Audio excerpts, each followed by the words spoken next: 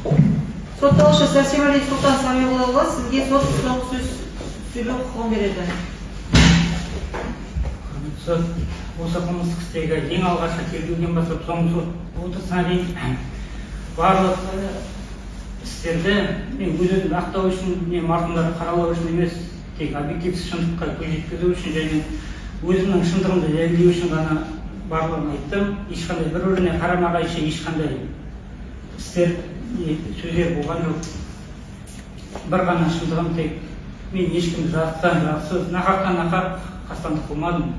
Осы сөзімді, осы ақиқатымды бұл өмірде құрметті сіздің алдыңызда да, о дүниеде құдіретті Құдайдың алдында да анық айта аламын. Ешкім адам айуан болып тумайды.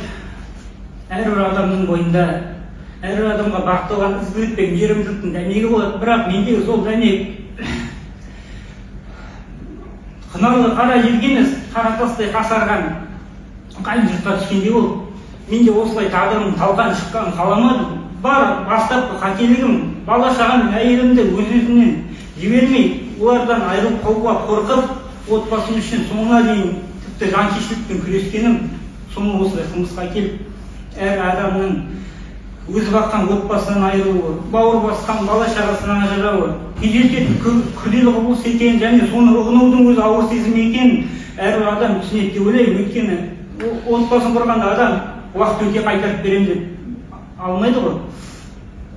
Мендегі сол барлық сезім сол отбасым үшін, барлық қылмысымның түп тамыры осы отбасыма тиісіп, болса ар-намысымды аяққа таптап, соның нәтижесінде болған. Соның қорытындысы деп білемін. Торғай кеш торғай да өз ұясын өлгенше қорғайды. Менің өз отбасым сақтайын деген іс-әрекетім уақыт өте асқынып, күрделі күреске арты осындай қанды кесапатқа әкелетінін мен де болжаған жоқпын. Қылмысымда ешқандай келіспеушілік болған жоқ. Ең алғашқы тергеуге алынған кезде барлығын айттым, баяндадым. Сол кезде өзімнің қателігімді түсіндім. Сіз де сұрадыңыз, осындай саған жасалған қысымдарды неге ағайын туысыңа айтпадың деп. Сол кезде мен өзім ең алғашқы сол тергеушіге ғана баяндадым. Сол кезде ішімнен бәрін ақтарып, сол тергеушінің шеберлігі шығар, ішімнен бәрін суырып ақтарып алғандай болып, сол кезде үстімнен ауыр жүк түскендей болып, олардың маған жасаған қысастықтарын, оларға қарсы жасаған қылмыстарының бәрін айтқанда, сол өзімнің ауруымды анықтадым ғой. Ішіме бәрін жинап, сол ішіме жиналған ашу, ыза, кек, темірді өзі тоты жейді, адамның өзінің ішіндегі уайым қайғысымен тигізейді.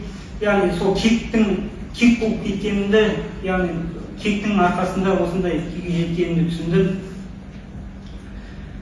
Яғни қылмысымда барлық 13 эпизодта да ешқандай қаласым жоқ, мойындаймын барлығын. Өз қолыммен істедім, кектің арқасында жасадым. Барлық 4 қылмыстық кодекстің 4 бабында мойындаймын, ешқандай болғанда қаласым жоқ. Оған берілетін жазаны дауламаймын, кез келген жазаны, мемлекеттің кез келген жазасын дайынмын. Тек қана мен айтарым, мемлекет пен Құдайдың алдында ғана жауап беремін. Өйткені мен нақақтан нақақ ешкімге қиянат жасалмадым. Өздері осыған дейін адамды айуан болып әкелді. Намысыма тиіп, әбден титығыма тиіп, шығатын жол таба алмадым. Артында отбасын тұрып тастап кететін. Отбасында тірідей айырылуға қимай, осындай жанкештілікке бардым. Оларды да өзімді де қойдым келді. Түсінемін, қателестім. Яғни орын толмасы өкініш. Қанша тырыссам да ол марқұмдарды өмірге қайтара алмаймын. Тек өмірімен өтуге дайынмын. Мүмкін мемлекеттің жазасы адамды қылмыскерден кек алу болса, өмірінен де айырылса да ешқандай қарсылығым жоқ. Ал егер мен жеке тұлғам, кек болып кеттім, қателестім, бірақ мемлекет ізгілік, мейірімділік қағидасы болса, екінші бір мүмкіндік берсе, мүмкін сұраудың өзі орынсыз шығар, бірақ шекті мерзімге жаза тағайындауын сұраймын. Өзім үшін емес, мүмкін ата-анамды бұл санатта көрмеспін енді. Бала-шағам үшін сұраймын, құрметті сот. Бірақ қандай жаза тағайындасаңыз да разымын соған. Бұл өмірде жазамды өзіңіз ғана тағайындайсыз. Басқа айтарым жоқ. Рахмет. соңғы сөздегі сөзіңізде мен барлық айтты мойындаймын деп айттыңыз, ал сот тергеуінде кейбір тармақтарына сол пікіріңізде қаласыз ба? Тармақты 13 тармақты мойындамаймын. Қылмыс мотивінде мен айттым, тергеушіге айттым. Наурызға қатысты, тармақтарға қатысты айтқан пікіріңізде сол пікірде қаласыз ба? Сол ең алғашқы тергеуге берген жауабымда қаламын, ешкімге берсін. Жоқ, кеше мына жарты сөз басталардың алдында мен сізден әрбір пункт бап бойынша нақтылап шықтым, сол пікіріңізде қаласыз ба? Қаламын. Әлде өзгертесіз бе деп сұрап Жоқ. Сіздің сөзіңізге байланысты. Сіз өзгертетін болсаңыз, сонда біз сот тергеуін жаңғыртып, сізді қайта жауаптау керек боламыз. Жоқ, ең алғашқы тергеуде қалай жауап бердім, сол арқылы сараласаңыз болады.